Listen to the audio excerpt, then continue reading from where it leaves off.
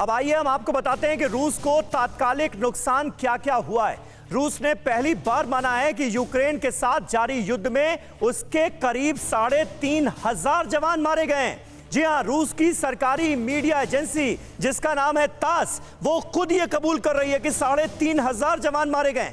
यूक्रेनियाई सेना ने रूस का और क्या क्या नुकसान किया है और किस किस नुकसान का जिक्र किया जा रहा है इस रिपोर्ट में, ये आइए आपको बताते हैं और उससे जुड़ी तमाम जानकारियां आपके सामने रखते हैं। सैनिक, रूस ने कहा उसके 3,500 सैनिक मारे गए। ये यकीन जानिए बहुत बड़ा नुकसान है, जिसका आकलन, जिसकी आशंका शायद रूस को नहीं रही होगी कि इतनी बड़ी चोट दे सकता है यूक्रेन।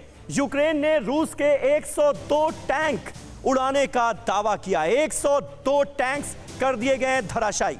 रूस के 14 फाइटर जेट्स, 11 हेलीकॉप्टर्स भी पूरी तरह से नष्ट कर दिए गए हैं यूक्रेन की तरफ से जो हमले हुए उसमें।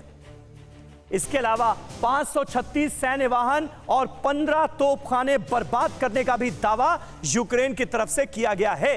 यानी यूक्रेन की सेनाएं रूस के मुकाबले कमजोर तो हैं, लेकिन पूरी शिद्दत के साथ जंग के मैदान में लड़ती हुई नजर आ रही हैं, यह साफ तौर पर कहा जा सकता है। और इस युद्ध में यूक्रेन में जबरदस्त बमबारी हो रही है। रूस क्रूज मिसाइलों से कर रहा है अटैक।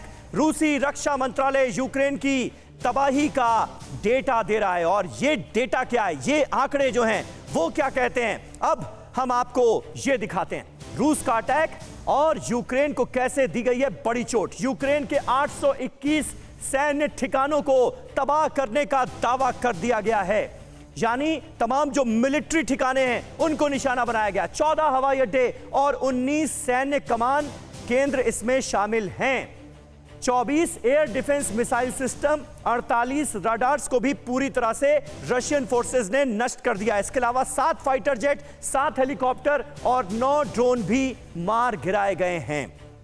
तो ये रशिया की तरफ से क्या नुकसान किया गया है यूक्रेन का, उसकी पूरी डिटेल आप इस वक्त देख रहे हैं। 87 टैंक और 8 सैन्य विमानों को तबाह करने का भी दावा रशियन फोर्सेस की तरफ से किया गया है। तो दोनों ही तरफ जोरदार नुकसान हुआ है, अगर यह कहा जाए तो गलत नहीं होगा।